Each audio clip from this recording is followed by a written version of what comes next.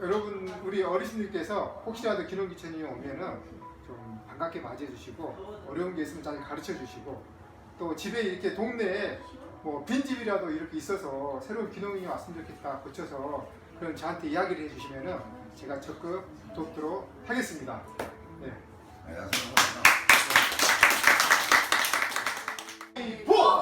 주먹만 남아, 주먹만. 자, 이거 주먹. 주먹만 입고 가만히 내리세요. 주먹, 주먹, 손으세요. 주먹, 주먹, 주먹만 가위바위보. 가위바위보. 가위만 나와, 가위.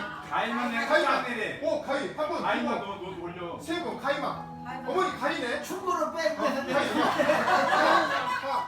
찜 중에 가장 고생하면서 만든 찜이 뭘까요? 이 찜을 만들 때는 고생을 해야 돼. 무슨 찜? 아구 찜이 아구. 아구찜.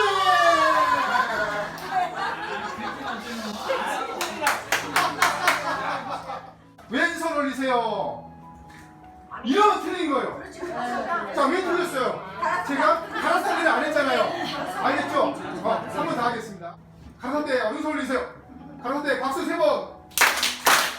계속 치세요. 탈락. 가라사대 박수 3번. 계속 치세요. 탈락. 야 저거 준비. 축구래요? 이쪽을 보고 해야 돼. 이쪽 빼고. 준비. 여기 안 보셨죠? 여기 여기까지. 여기서부터 여기까지 맞출 수 있어요. 네. 준비 시작. 속다. 사고이 말을 배한다. 오! 오! 한번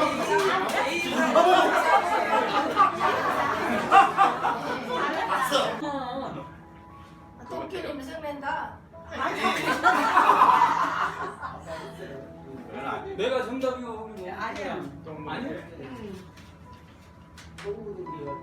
그러지. 자. 동네에서 지나는 오! 오, 아버님. 선물. 자, 마지막 하겠습니다. 마지막. 자, 이거. 이거. 네. 보이시죠? 네. 아, 이거 어려운데. 자, 준비. 시작.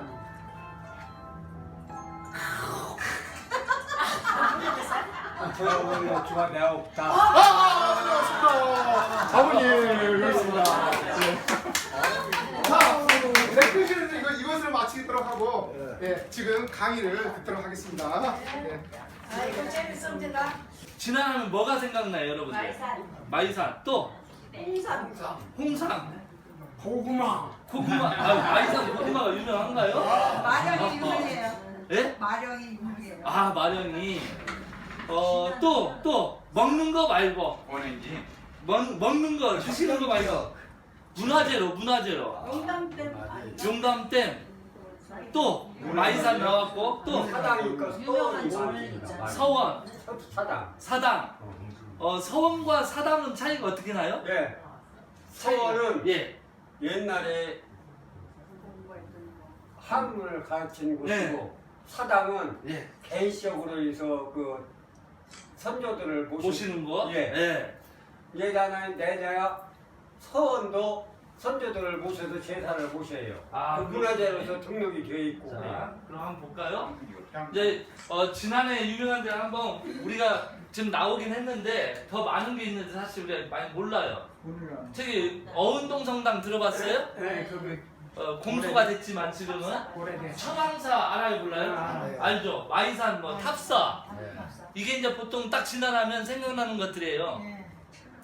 어은동 성당 아이고 여기 어은동 성당이에요. 이제 지금 공소예요. 신부가 안 계시면 공소로 기도처로 바뀌는 거죠. 신부님이 있어야만 교회당이 돼요. 근데 저기는 공소예요. 그런데 앞에 마리아상이 있고 뒤에 있는 건물인데 여기는 잘 안 보이지만 저기 십자가형으로 되어 있습니다. 건물 자체가 십자가형으로 된 건물이 전 세계에 딱 2개가 있어요. 근데 그 성당이 2개가 다 어디에 있냐 우리나라에 있어요. 서울에 가면 하나가 있고 진안에 하나가 있는데 이 어은동 성당이 바실리카 양식이라고 하는 양식으로 되어 있어요. 그래서 우리가 잘 모르지만 카톨릭 성자들은 카톨릭 신자들은 이 어은동을 꼭 봐야만 해요. 아주 유명한 거예요. 1866년도에 처음으로 박해를피해 들어온 사람들이 들어왔는데 어은동이라고 하는 게 뭐냐면 고기가 숨는 곳이다라는 뜻이에요. 고기가 숨는 곳에 성당이 들어와 있어요. 왜냐하면 박해를 피하려면 아무도 못 찾는 곳으로 숨어 들어오는 거죠. 그래서 우리 보면 양지골, 뭐 그 다음에 사기막골 이런 말 들어봤죠? 그런 데는 다 천주교인이 숨어 사는 곳이라는 뜻이에요. 천주교인들이 들어와서 숨어서 뭐 먹을 게 없으니까 사기를 만들어서 팔고 이렇게 하는 거예요. 그래서 양지라고 하는 것은 햇볕이 잘 드는 곳, 그 말은 진리, 빛이 있는 곳, 뭐 이런 뜻이니까 천주교인들이 거기 사는 곳이고.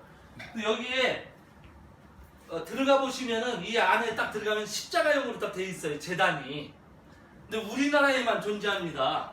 외국은 옛날에 많은 다 불타고 없어지고 우리나라만 유일하게 서울에 하나, 진안에 하나 있어요.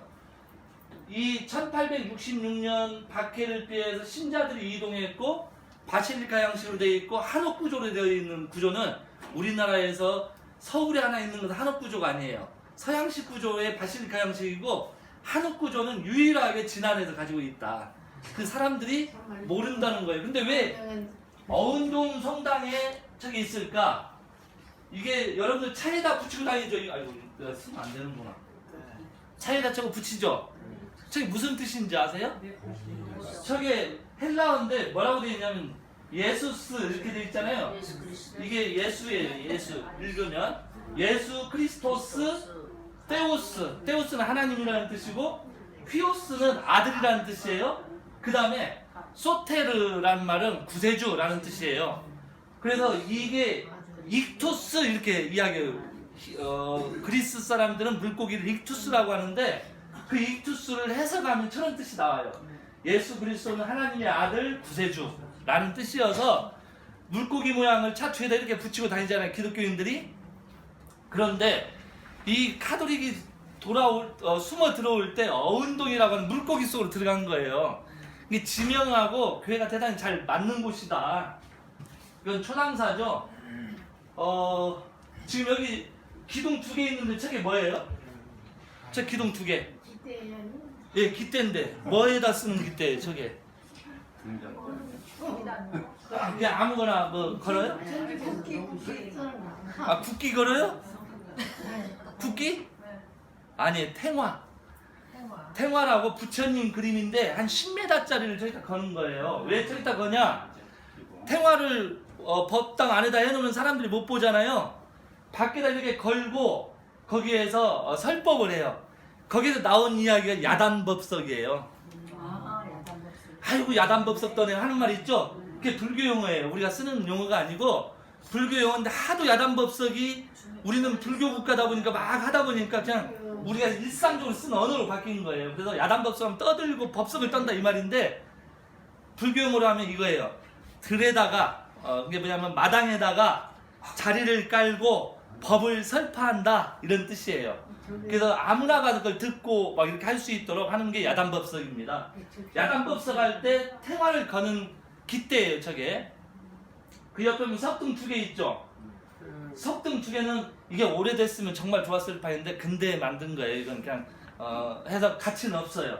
저 석등은 뭐냐면 불을 켜놔요, 저기다가. 그러면 그 불을 보고 사람들이 아 저기 사람이 있구나 이렇게 아는 거죠. 멀리서 봐도. 바람 불으면 어떻게 되겠어요? 저 촛불이 꺼져버리겠죠. 그럼 옛날에는 바람 불으면 또 가서 스님이 또 불 켜고 들어가 있다 또 꺼지면 또 불 켜고 이렇게 했어요? 그럼 어떻게 했을까요? 안 꺼지게 하기 위해서 어떻게? 석등에 자세히 보면 구멍이 이렇게 3개씩 뚫려 있습니다. 그게 뭐냐면 이런 종이를 갖다가 이렇게 기름에다 집어두면 어떻게 되죠? 이게 싹 빛이 투과되죠? 그걸 딱 붙여놔요. 그리고 나무 못을 박아놓으면 빛이 은은하게 밖으로 나가요. 그렇게 하는 석등에, 그리고 뒤에 있는 게 대웅전이라고 그래서 대웅전 저렇게 돼 있으면 석가모니불이 있는 거예요. 석가모니불. 대적광전 하면 비로자나불이 있고, 그래서 저기는 부처님이 어떤 부처님인가가 달라져요. 대웅전은 현세불이죠. 이 대웅전 앞에 보면 부도탑이 있어요. 부도탑이 있는데 거기에 탑은 뭐냐면 스님이 입적을 하시면 불에다 다비를 이렇게 태우죠. 태워서 거기 뭐가 나와요? 예, 사리. 보통 사람은 사리가 나와요, 안 나와요? 아, 나와요, 나오기는. 저 같은 사람 태우면 나와. 예. 지금도 몰라요. 왜 사리가 나오는지는 모르는데, 돼지 있잖아요, 돼지. 돼지를 중국 사람들 막 두드려 패잖아요. 그리고 철망을 입힌 다음에 살이 철망 밖으로 싹 베어가지고 구워 먹으면 진짜 맛있다고 하잖아요. 그 돼지를 태웠더니 사리가 나와요. 그 왜 사리가 만들어지는지 모르는데 어쨌든 현재까지는 스님들이 다비를 하면 사리가 많이 나온다. 최고 살이 많이 나오는 사람이 성철 스님이에요. 성철 스님 136과. 이 철왕사가 신라 시대 때부터 있었던 절이에요. 그래서 이 절을 사실은 되게 오래된 절인데 우리는 별로 잘 생각 안 해요. 여기 명봉 스님의 부도전이 있는데 이 분이 대단히 유명한 분이에요. 이분이 뭘 했냐면 법화경이라고 아세요? 법화경? 불경이 막 있는데 모르시는구나. 금강경이 있고 화엄경이 있고 법화경이 있고 아함경이 있어요. 근데 이 법화경만 설법을 하신 분이 명봉 스님입니다. 이런 마이산 다 보셨죠? 네. 마이산의 남쪽에는 이런 게 있어요. 이렇게 구멍이. 북쪽에는 구멍이 없습니다. 저걸 타포니 현상이라고 하는데 우리 지금 무주하고 진안이 국가 지질공원으로 지정됐어요. 왜 지질공원이 되었냐? 특이한 지형을 가지고 있어요. 이 진안이. 진안은 이렇게 작은 돌로 돼 물이 잘 빠져나가잖아요. 그게 왜 그러느냐? 지금 이 마이산 보면 구멍이 송송송송 있는데 1억 년 정도 지나면 마이산이 이제 없어져요. 닳아서. 지금 이제 없어지고 있는 거예요. 좀 낮아지고 있는 거죠. 저 구멍이 생기는데 저걸 타포니 현상이라고 그래요. 풍열 현상 뭐 이렇게 하는데 저게 전 세계에서 가장 큰 구멍이 진안에 있어요. 다른 나라도 있긴 있는데 이렇게 한 바위에 많이 크게 된 곳은 진안밖에 없어요. 그리고 진안이 사실 우리는 나이 100살 살고 죽으니까 이 진안이 도대체 언제 만들어진 땅인지 잘 모르잖아요. 이렇게 융기할 때 진안도 같이 올라왔어요. 이게 인도하고 진안은 형제지간이에요. 땅으로 보면. 인도의 인구가 얼마죠? 꽤나 좀 되죠. 얼마 많은지는 모르는데 꽤나 돼요. 중국은 그럼 얼마 돼요? 예, 13억. 인도는 16억. 인도가 더 많아. 근데 그 인도하고 우리는 형제지간이에요. 이 땅으로 보면 1억 6천만 년 전에 똑같이 올라왔어요. 그런데 그 땅이 지질이 대단히 특이해서 우리나라에서 지질공원으로 지정을 했고 이게 5년간 잘 관리가 되면 세계지질공원으로 등록이 돼요. 그럼 세계지질공원으로 등록이 되면 외국에 있는 지질학자들이 이제 여기 와서 연구를 해야 돼요. 외국 사람들이 많이 와요. 그러면 이제 여러분들이 외국 사람들이 오면 뭘 해야 돼요? 네, 안내를 해줘야 돼요. 딱 우리 마을은요 이렇게 있고요. 덕천리는 왜 덕천리인지 잘 몰라요. 근데 덕천리를 이렇게 하면 안 되잖아요. 덕천리 뜻이 뭐예요? 큰 천? 큰 천이에요? 덕덕자 썼잖아요. 네. 덕덕자. 그런 게 덕을 많이 쌓아서 덕천이지. 그렇구나. 이 덕천리는 그냥 있는 게 아니고 이 덕자가 도덕경의 덕자예요. 여기 보면 이도 도경과 덕경인데 그걸 합치면 도덕경이에요. 노자가 한 이야기인데 그 중에 덕을 선택한 곳이에요. 덕. 네, 그래서 덕을 쌓는. 그래서 덕이 흐르는 천이다 해서 덕천이에요. 옛날에 여기에 주조장이 있었어요? 없었어요? 주주장. 아, 예, 술 막걸리 만드는 데가 유명했어요, 덕천리가. 예, 여기 덕천리 명을 썼어요. 왜 그랬냐면 이 물이 좋다 해가지고. 그래서 원래 옛날에는 술을 만드는 곳에 대부분 가면 주천이라는 게 있어요. 주천, 술주자 써가지고 이 물로 술을 만들면 정말로 좋다는데 그건 물맛인데 여기는 덕맛이에요. 덕으로 만들었다 해서 덕천리 주주장 유명했어요.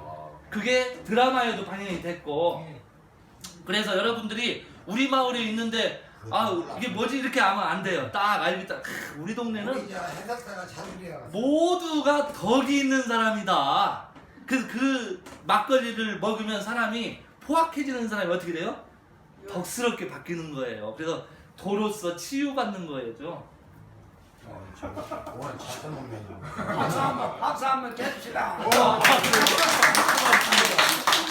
저기 열감을 오는데 여기는 이제 탑사 위에 보면 탑들이죠. 몇 개 정도 돼요? 탑사가? 탑사에 있는 탑이 대략 80개 정도 돼요. 시험은 80개. 지금은 더 돼요. 왜냐면 작은 것도 막 사람들이 만들어 놔가지고 더 되지만 이감용 처사가 만든 것만 하면 한 80개 정도가 돼요. 그런데 이게 천지탑인데 맨 위에 있는 게 두 개가 딱 있어요. 그죠? 음양의 조화에 맞춰서 한 거예요. 남자와 여자 탑이에요. 마이산도 순마이, 안마이가 이렇게 있죠. 안마이로 올라갈 수 있어요? 순마이로 올라갈 수 있어요? 예, 왜 순마이로 왜 못 올라가요? 경사져서. 그게 아니고 아까 타폰 현상이 일어난다고 그랬죠. 이렇게 빵꾸 나는 바위기 때문에 진을 박으면 이게 깨지면 안 되는데 박고 올라가려고 하면 돌이 뚝뚝 떨어지니까 사람이 떨어져 죽어요. 그래서 여기는 죽은 바위라고 그래요. 죽은 바위. 살아있는 바위가 아니고 죽은 바위다. 이렇게 해서 여기는 징을 박아서 올라갈 수 있는 산이 아니다. 그런데 지질학적으로는 대단히 유명한 곳이다. 안마이산 올라가서. 예, 안마이산은 이제 사람들이 걸어 올라가죠. 예? 저 초등학교 때 많이 올라갔었어요. 흑발산. 자, 이제 그건 우리가 보통 보았던 거, 이제 보지 못한 지난해 아주 유명한 것들이 있어요. 이성계, 금처, 1월 5학도, 정열이. 이것은 되게 중요한 건데 사실 이게 없기 때문에 사람들이 잘 몰라요. 그래서 제가 오늘 좀 소개를 하려고 가져왔어요. 이게 이성계예요. 아이고. 여기 보면 수염이 하얗죠. 여기는 시커멓죠. 그죠? 지금 저 그림은 북한에 있어요. 우리나라에는 없고 북한에 존재하고 있고, 이것은 경기전에 있는 그 전주 한옥마을에 있는 경기전에 있는 그림입니다. 이 어지는 전주에 있어요. 경기전이라고 하는 데 있습니다. 그런데 여기 용이 있는데 이 흉배에 용이 있죠. 용 발가락이 몇 개인지 보이셔요? 4개나 5개나 돼요. 5개가 돼요. 5개. 원래 황제 있죠. 황제. 고려 때는 황제 국가였죠. 조선으로 오면서 우리가 신하 국가로 바뀌어요.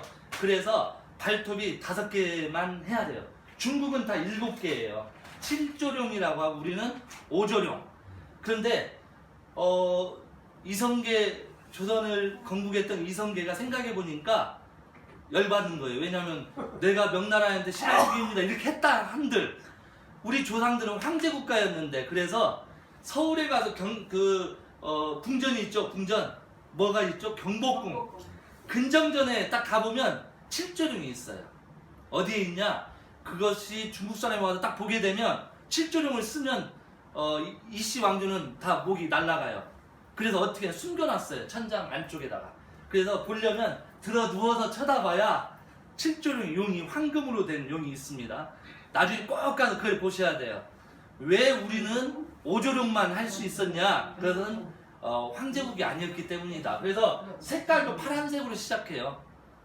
파란색, 빨간색이 두 색만 쓸 수 있는데 파란색은 시작을 뜻해요. 동쪽을 상징하고. 그래서 처음에 조선을 열었다 해서 파란 걸 썼는데, 이상하게도 지금 두 그림이 이 익선관, 이 모자 위에 2개가 볼록 나왔죠. 조선시대 왕에서만 나타나요. 그 이전에는 없어요. 왜 저게 뭐겠어요? 저게? 마이산하고 닮았네. 마이산. 마이산이요, 진짜. 예. 왜냐면 금책을 마이산에서 받아요. 이성계가 저기 남원 그 인원에 가가지고 외부를 물리치고 오다가 지난해 들어 잠을 딱 잤는데 어떤 신선이 금잣대를 이렇게 줘요. 금잣대. 잣대라고 하는 것은 법을 상징하거든요. 법을 만들 수 있는 왕밖에 못 만들잖아요. 딱 주니까 그 꿈을 딱 깨고 아 이게 뭐지? 하고 누굴 불러냐면 정도전을 불러가지고 야 내가 이런 꿈을 꿨다. 근데 정도전하고 친구가 누구냐면 정몽주예요. 또 정몽주가 딱 그걸 듣고 야 이 친구가 왕이 되려고 그러네? 그래가지고 이방원이 정몽주를 죽이는 거예요. 그 미리 발설되면 안 되기 때문에. 그래서 이게 마이산이에요. 그 이유는 금척 사건과 관련이 돼 있다라는 거죠. 금척을 받는 사건이 있었는데 그 금척은 왕이 된다라는 뜻이기도 해요. 근데 이성계만 금척을 받은 꿈을 꾼 건 아니에요. 우리 역사에 딱 2명이 있는데 박혁거세라고 아세요? 박혁거세? 신라. 예. 박혁거세가 꿈에 금척을 받아요. 그래서 왕이 돼요. 그리고 두 번째가 이성계예요. 이 두 왕이 금척받은 사건이 있어서 금척을 받는다라는 말은 왕이 된다라는 뜻이에요. 그러면 진안에서 신선이 금척을 져가지고 이성계가 건국을 할 수 있었기 때문에 그걸 기념하기 위해서 여기다 뭘 해요? 나는 마이산에서 이걸 받은 거야 이렇게. 그래서 조선시대에만 나타나요. 100원짜리 세종대왕 거기도 보면 이렇게 볼록 2개 나와 있잖아요. 모든 왕은 이 2개가 있습니다. 조선에만. 그래서 조선 이전에는 없고. 설문에 걸쳐서 저런 거 있지. 예, 그죠. 이제 알았죠. 이제 알았지. 다 진화라고 관련돼 있다는 거예요. 네. 그 이성계만 받은 건 아니지만 그 다음에 이 왕의 그림을 그린다는 어진을 그린다라고 하는데 어진을 그릴 때 도와서 이제 우리로 이야기하면 홍대에 미대 나온 사람이죠. 미대 유명한 홍대에서 수석으로 졸업한 사람만 도화서에 들어갈 수 있는 거예요. 그 그림 그리는데. 그런데 도화서에서 또 최고 잘 그리는 사람이 어진을 그려요. 어진을 그릴 때 그러면 이 수염 하나 그리려면 수염이 여기 턱에서 나와가지고 끝에까지 두께가 똑같아야 되잖아요. 수염은 붓이 두꺼우면 그릴 수 있어요? 못 그려요? 못 그려요.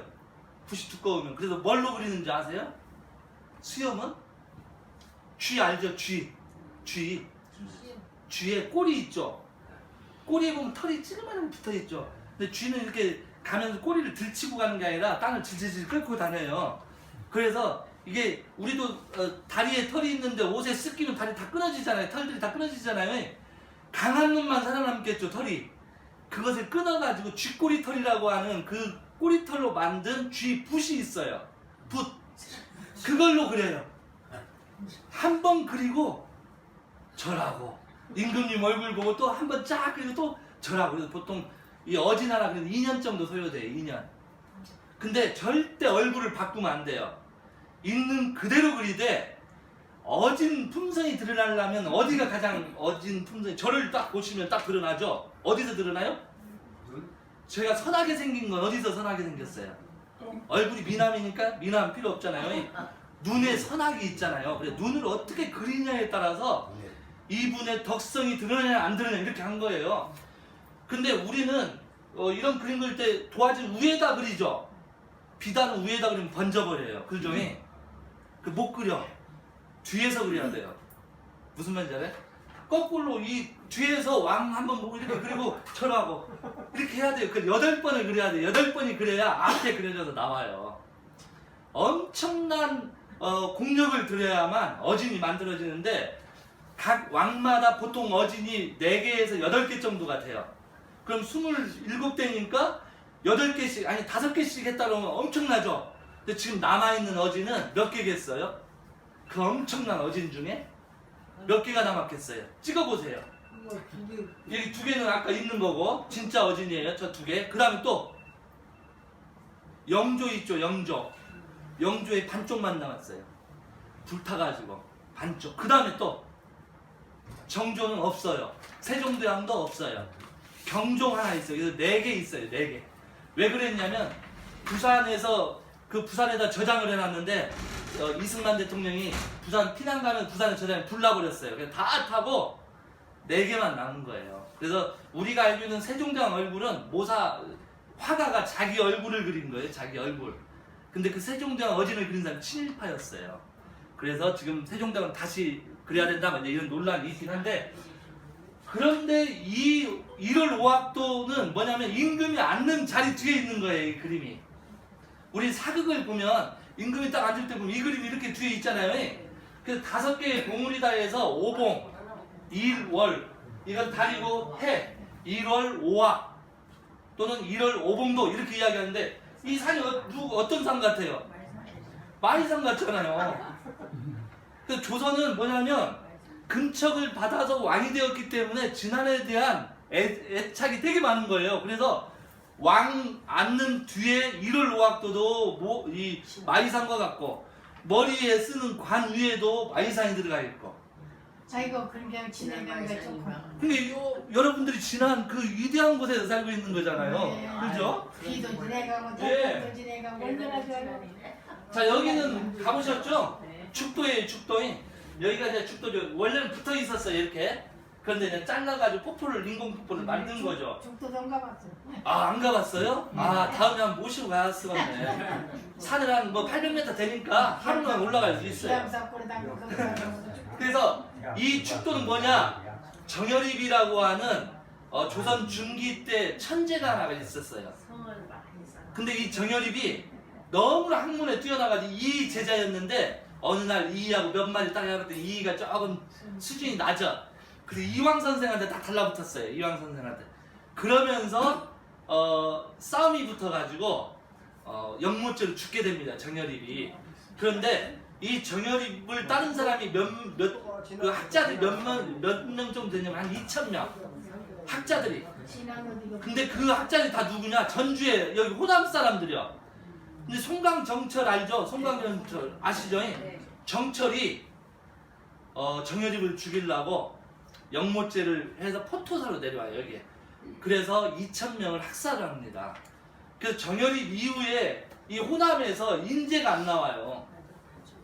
다 이 공부하는 그 선비들 다 죽여버렸기 때문에 유배 보내고 죽이고 해가지고 인재가 안 나와요. 그게 기축옥사예요. 근데 그 기축옥사의 핵심이 어디냐? 진안이에요. 이 정열입이 당시에는 1590년대 사람이니까 여자들은 한문을 배울 수 있어요, 없어요? 없어요. 못 배워요. 궁궐에 있는 왕비들도 한문을 잘 몰라요. 한글 언문을 아는 거지. 이제 그런데 여성들을 데려다가 공부를 시켰어요, 정열입이. 사람이면 배워야 된다. 남자들은 당연히 글 공부도 가르치고 뭘 가르치고 활쏘기를 가르쳤어요. 말 타는 것과 활. 근데 평민들이 활쏘기를 하는 것은 불법입니다. 양반만 활쏘기를 할 수 있어요. 그런데 그 활쏘기를 가르친 거예요. 그 말은 뭐예요? 국가의 법을 어긴 거잖아요. 모두가 깨우쳐야 된다 이렇게 했어요. 그러면서 또 뭐라고 했냐면, 왕의 피가 따로 있냐? 누구나 왕이 될 수 있고 누구나 평등하게 자기의 권리를 누릴 수 있다 이렇게 이야기한 거예요. 그래서 당시에 왕정 국가에서 왕이 누구나 될 수 있다 이거 하면 큰일 나잖아요. 모반죄로 죽게 돼요. 그런데 영국의 당시에 영국 1645년경에 누가 있었냐면 크로멜이라고 공화주의자가 있었어요. 그 의회를 만들어 가지고 왕을 몰아내고 의회에서 지금 우리 국회의원 있듯이 그렇게 하는 공화주의자가 있었는데, 그보다 70년이 우리가 빨라요. 공화주의를 이야기하는 게. 근데 그분이 정열입이라는 거예요. 정열입.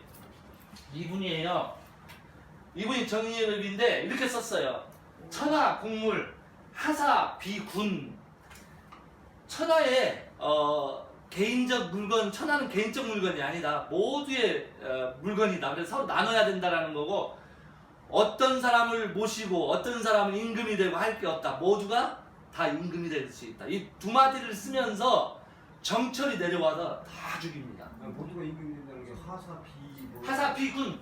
비군? 예, 비군. 임금군자. 글자가 잘 안 보여. 예, 이게 지금 그 천하는 일정한 주인이 없으니 누구라도 임금으로 섬길 수 있다. 이렇게 이제 이야기한 거죠. 이 이야기를 하는 순간 정철이 옳지됐구나 하고 정열입을 죽이게 됩니다. 정철이 우리나라에서 보면 대단히 유명한 사람이잖아요. 장진주사부터 시작해서 뭐 글을 엄청 썼어요. 가사도 썼고. 그런데 이 정철이 정치에서는 되게 악독했습니다. 문학적으로는 뛰어났지만, 또 광주 쪽에 가면, 담양 쪽에 가면 송광정이 있고 그 정철이 놀았던 환벽당에서 놀았고 뭐 이런 게 다 있어요. 가사문화권에는. 그런데 이 사람이 우리 진안에 있는 인재였던 이 정혜립을 죽였다. 근데 정혜립이 당시에 어느 정도 유명했냐면 저기 전주에 나가다 보면 중림 편백나무 숲 아세요? 중림. 네. 왜 중림이라고 됐겠어요? 왜 중림? 대죽자에다가 수풀림자인데 중림. 그러면 그걸 한글로 풀면 어떻게 돼요? 대나무 그늘 있잖아요. 대그늘. 대그늘. 그죠? 그것을 바꾸니까 중림이 된 거예요. 근데 대그늘이 어디서 왔냐면 댁 건너라는 거예요. 그 댁이 어디냐? 정혜립 집. 정혜립 집 건너 마을, 댁 건너 마을, 그것이 댁그늘, 그다가 중림으로 바뀐 거예요. 그러니까 무슨 말이냐면 사람들은 그 어르신을 중심으로 해서 마을 이름도 짓기 시작한 거예요. 근데 영모자가 딱 되면서 어떻게 돼요?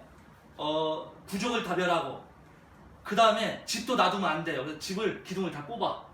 그 다음에 파요. 그 땅을 파. 그 다음에 뭘로 해요? 숯을 넣어놓고 지져 땅을. 기운을 없앤다고. 그렇게 한 다음에 물을 내서 저수지를 만들어 버렸어요. 그래서 신리에 가면 저수지, 정혜립 원래 집위가 저수지예요. 예, 그렇게 만드는 거예요. 다시 어떻게 해야지. 근데 지금 이제 다시 복원하자 지금 이야기하는데 실제 지금 전주는 정혜립 동상이 이제 만들어지고 있어요. 이번 9월에 지금 도청 그쪽에 정혜립로가 만들어지면서 동상이 세워져요. 근데 진안 여기에서 죽었는데 진안에서 죽었는데 진안 사람들은 정혜립을 잘 몰라요. 아니 알아요. 알아요? 네, 상가문 마을에 정혜립 후손들이 숨어서 살죠. 살았다고 상가문 마을. 네. 그래서 우리가 알고 고민해야 돼요.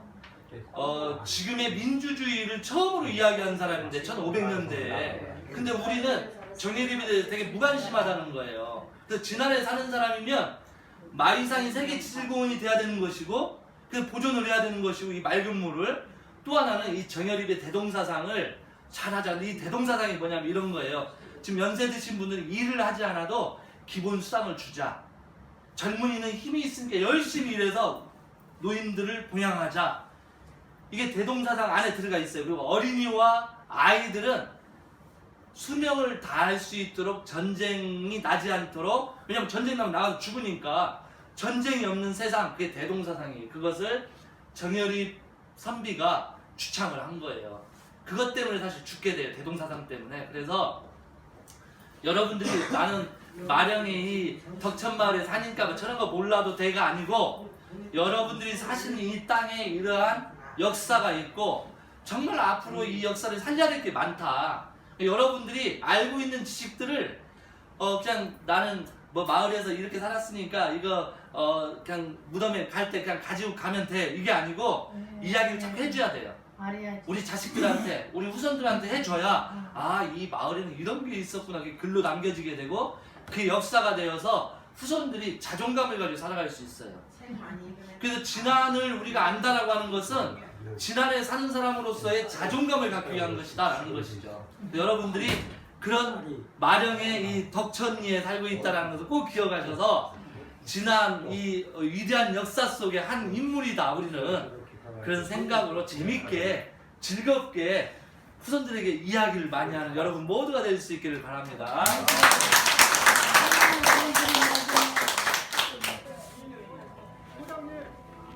자, 찍겠습니다. 하나, 둘, 셋. 한 번 더. 하나. 아이, 세남사게. 자, 다시. 자, 올라오는 거예요. 아래. 자, 앞쪽만. 하나, 둘, 셋. 오케이. 됐어요.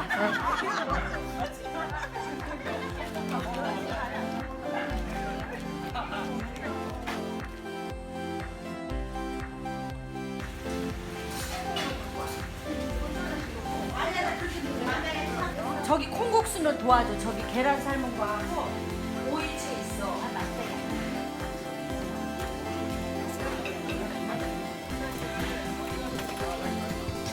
이렇게 면만 그냥